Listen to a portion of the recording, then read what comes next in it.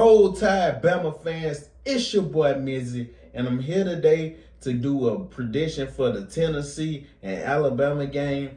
Before I get into that, I just want to go over a couple of injuries that Kalen DeBoer spoke about.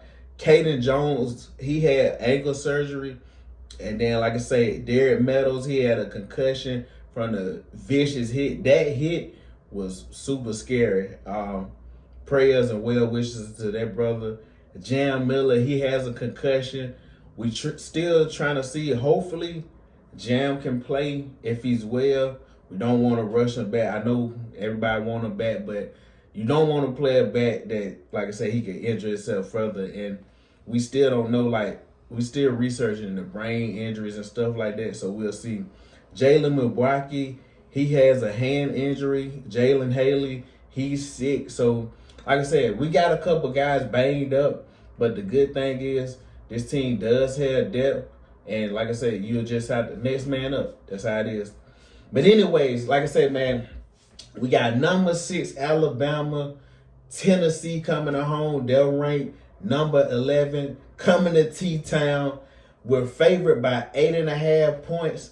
This game, when the line came out, I was kind of surprised because I thought it probably would be probably 6.5. But the way Vegas may be looking at this game, I think they're looking at this game like Tennessee, with their pass defense being so bad and Alabama having the weapons they have. I think in Vegas thinks this may be a breakout, like a real explosive game for Bama wideouts. But anyways, I think this game, a couple keys to this. Tennessee has they have the number 1 offense in the SEC. They have one of the best offenses. So don't mistake that. This team has a lot of firepower and can score. And then another thing is though, Tennessee pass defense is the worst in the SEC. Tennessee has one of the worst pass defenses in college football, and I know that Alabama will come into this game looking to expose that. And then last year, just to, kind of cherry on top, last year, just like previously with us losing to Vandy last year we lost to Tennessee 24-17. It was a real ugly game. I don't remember if it was a pick six, but I know Jalen turned the ball over right in the end zone. It was just a bad game. But anyways, like I said, Tennessee, the funny thing with their defense, especially their pass defense being so bad, they are averaging 4.3 sacks per game. That's one of the tops in college football. So they do got guys who can get out the quarterback. It's just, like I said, that back end that, it's almost like this. If the D-line can't get to you fast and you're not holding up on the back end, like I said, you're going to get scored on a lot. But anyways, like I say, this team right now, for its defense, they're giving up 20-plus yard plays, 32. That means explosive plays, 20-plus yard plays. There's 116th in college football. Like I say, that's a real big number, because we know this Alabama team, they have the potential to, like I say, at any minute go boom, boom, boom, 5 plays, 2 plays, and hit their head on the end zone. And then, like I said, they're giving up 29.3 points per game. That's 104th in college football. I think Alabama will be in the upwards of 30 points this game. And then, even though Alabama haven't been rushing the ball as well, and even though they got better since Jam came back, and like I said, we still don't know with concussion protocol if Jam gonna play. But anyway, like I say, their rush defense is ranked, I think, 59th.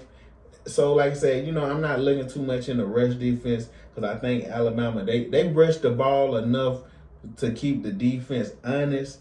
But, because you just can't come out there and just pass 100% of the plays. You got to keep the defense a little honest. And then, as far as it comes to what Bama needs to do, of course, don't turn the ball over. I think Ty last week, was it a fumble that he had? I think it was a fumble. You can't do that when you're playing a team. Like I said, this is not Missouri. I'm not saying this team is better than Missouri, even though I would think they are. I think that this team, offensive-wise, You don't never want to give a team that's already explosive on offense extra possessions. You want to cut their possessions, limit their possessions.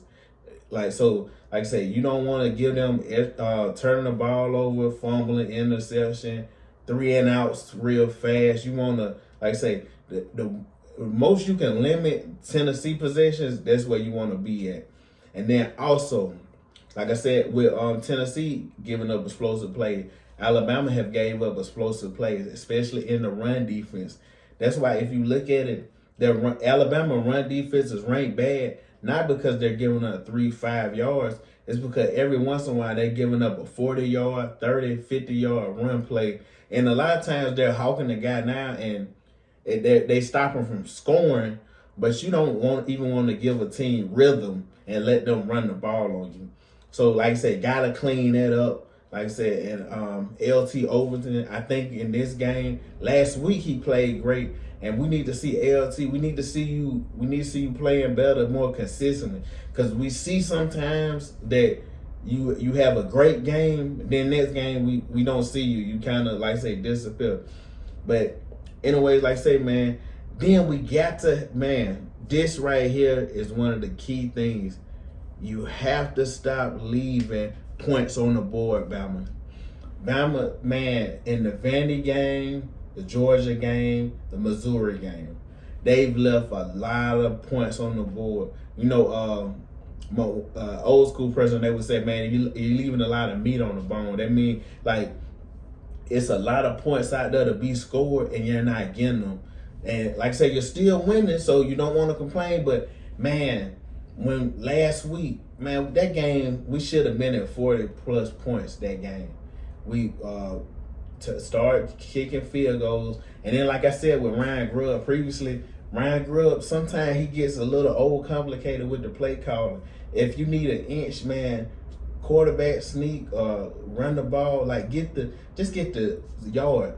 Like, hey, sometimes you can overcomplicate it. And like I said, but you gotta stop leaving points on the board. You gotta, when you can get a touchdown, you gotta cash it in. And then, like I said, man, you gotta expose, when a team has a weakness, you gotta expose it. Tennessee has a horrible pass defense. You gotta expose it. I think listening to Coach DuBois in the press conference talking about he thinks some stuff they could have did better as far as the passing game. I think he even says, like, man, we didn't expose Missouri pass defense like we should have. This week, he's going to say, man, look, I think this game, Ty Simpson, this may, as far as passing numbers, this probably be Ty best game. I'm expecting a 300-something passing yard game, 3 or 4 touchdowns. I'm expecting Ty to light this team up. Because like I said, and then, yes, like I said, they D-line can get to the QB. And Ty, he does always have to remember, take the check down. If the check down is there, you don't always have to get that big explosive play to Jeremy, Ryan, or Isaiah. Sometimes just take the check down and live to fight another down, live to fight another play. But like I said, man, you got to expose the horrible defense. Another key, our defensive backs. You have to come to play this Saturday. This Tennessee team, man, they have a lot of weapons, a lot of big guys too. So I'm interested to see how Kane Womack, is he gonna match up like Braswell? Is he gonna match up their top wide receiver? Like, is he gonna move our cornerback around?